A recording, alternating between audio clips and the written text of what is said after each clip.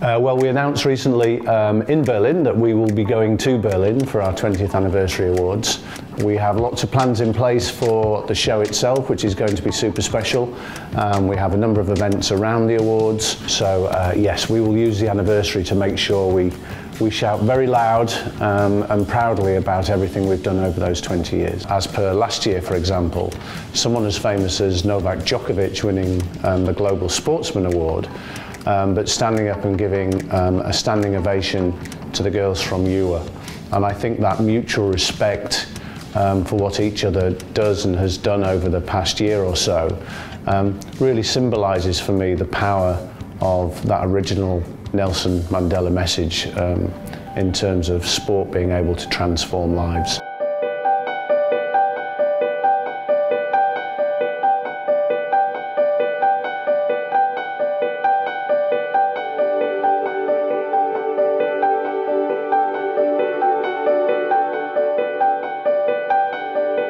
In the end, it's our global media panel who chooses who gets onto the nominations lists and the short lists.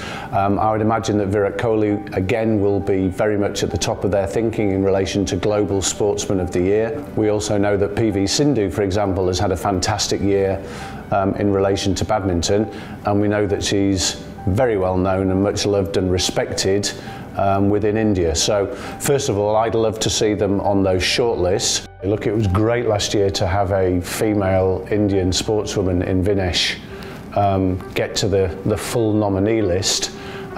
She was on the comeback side of things, and unfortunately she was up against Tiger Woods, so it was always going to be difficult for her to win it, but she came to the awards with her husband, had a great time, and was a fantastic ambassador for Indian sport, and actually for female Indian sport.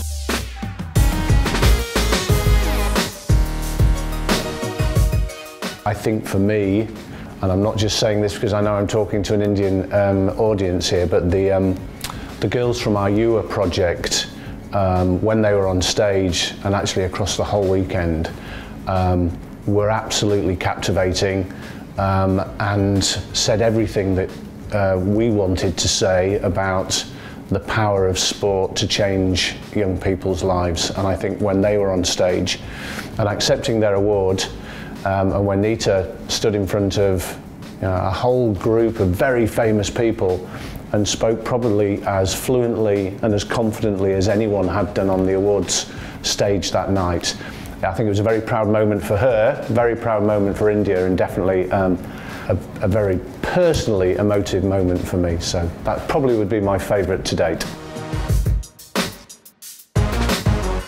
I think probably the best known programme that we run in India, and we have 5 in total at the moment, and have been working in India actually for the whole of our 20 years, but the best known one is probably Magic Bus.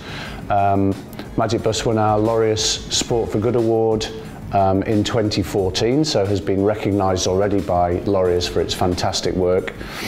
It uses football, cricket and kabaddi actually to work with young girls to address some of the societal issues such as early marriage and exclusion from school, and does that in a brilliant way. And so we're extremely proud of what they have done over the period we've been connected with them, and yeah, we use that as a template really for our other projects and programs within India.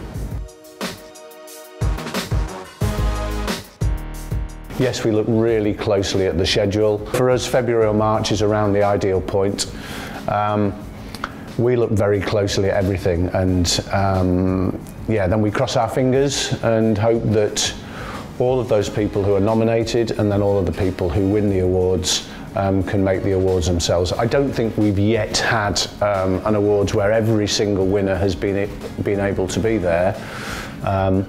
But we're secretly hoping in 2020 we'll have the best turnout ever. Possibly one of the greatest games of cricket unfurled on that day, and I think it was just a moment of pure sporting genius, if you like, certainly from the side of Ben Stokes, and I don't think anyone will ever forget that last super over, or indeed that last bowl. So do I think that will feature in the awards for 2020? I think almost certainly it will do. Will it win one of the awards? A sporting moment, maybe. Team of the year, maybe. But obviously there are some very strong candidates for the Team of the Year award this year.